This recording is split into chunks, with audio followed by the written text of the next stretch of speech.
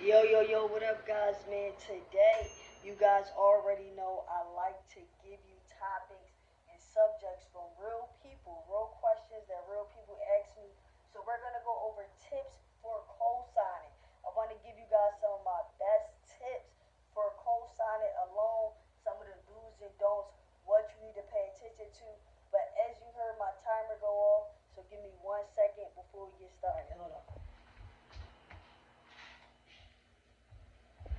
Okay, so as I like to really always, kind of start with the definition. I just want to make sure you guys can see the board. I like to always start with the definition. So let's just start essentially, guys, on what a cosigner is. So a cosigner is someone who agrees to be responsible. We're going to underline that. Responsible for someone else's debt if the cosigner agrees to cosign on that loan, right? So now, if you have um, someone who agrees to co-sign on that loan, because a lot of times typically they have better credit or they have a longer credit history, and if the original borrower defaults on that loan, you will be required as the co-signer to pay that balance back. So yes, for all of the people, let's just get that question out of the way. When you co-sign, you are agreeing to become responsible. So if that borrower, if someone else's defaults on that loan, yes, it is your responsibility to repay, right? So that's just getting the definition out there. Secondly, you want to ask to guarantee your debt. You want to ask to guarantee the debt. That's what you're essentially doing. You're backing the original loan, the loan borrower up. You're backing them up, guaranteeing the debt, and that is why it is your responsibility to pay, even if the original borrower or the primary borrower defaults on that actual loan. Alright? And I want to make this clear. Just because you are responsible for making payments do not mean you get ownership. So let's just say we're talking about a car, or let's just say we're talking about a house. Just because you co-sign someone on a loan does not mean you're going to get ownership or equity in that property.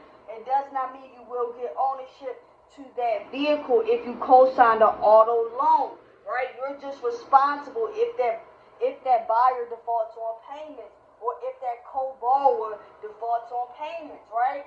So the second half of this is where I want to give you tips. Now, like I told you, I like to bring questions to you guys that already come to my inbox. So clearly you already know that someone has been in this situation. So I want to give you guys some do's and don'ts down here at the bottom and across to just tell you how you may want to consider if you have good credit, if you have that good credit stat, and maybe you have a family member, a sibling, a kid, just asking you, please co-sign. I don't have any credit. Maybe they're young, maybe they're older, whatever the case may be, right? Is request a budget.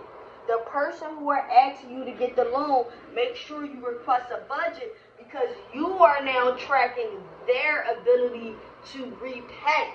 Knowing that if you default on that loan, it's going to become a part of your problem now and a part of your bills, you want to request a budget from them to see how they're able to repay. Next, ask the lender how much the balance would be if you were required to pay. So if this was a situation where you're required to pay, and let's just say, because it happens all the time, where buyers default on the loan, you want to know, okay, well, how much would that balance be? Because you need to know if you can repay. Can you afford to repay? Because now you could be taking yourself from great credit to poor credit simply because of your ability to repay, and you took out a loan with someone. Who could not afford the payments either. That maybe at that moment you was able to pay, but let's just say it's a $30,000 car loan, and the payments are $5 something a month. Would you be able to repay that? You want to also look into your own finances before you co-sign. Next, communicate regularly, right? Look at it like this.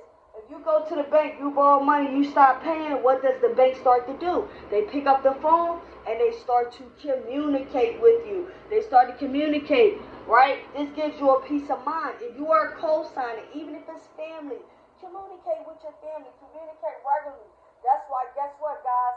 If there's a financial issue, or if there's something going on with that family member, you know because you're communicating with this person on a monthly basis. No, I'm not saying be down there back every 5 seconds. Do you got you got the money for this month? You got the money? No, but communicate regularly, and then lastly, get documentation from the lender. So that documentation, when you originally signed those dotted lines to agree to be the co-signer, and you're going to put your John Hancock on that line, you want to get the documentation so that you are on the same page with the original borrower. Like I said, even if this borrower is your spouse, if this is your kid, if this is a friend, if this is your aunt, if this is your cousin, you still want to make sure that throughout this whole entire process that you are safe and secure, and that you are actually not hurting yourself and damaging yourself, because now guess what, that good credit that you had, you will not be able to even utilize it the way that you thought you would, simply because you co-signed and that borrower defaulted on a loan. So guess what, if you go to, let's just say your cousin John, hey John, I know you want me to co-sign, and you're telling me, even though your credit's bad, that you can afford that car note for $550 per month. Hey John, I would like you to draw out a budget sheet. Guess what? If John really wants you to get that car and help him co-sign, he's gonna give you the budget sheet. He's gonna give you the paperwork. He's going to give you the documentation. He's not going to mind communicating with you because he understands that these are your qualifications and what you're comfortable with, and this secures you. All of this at the bottom is your security to make sure that you are making the right decision for you, because your credit is super important. It's super important for us to maintain it in a healthy way.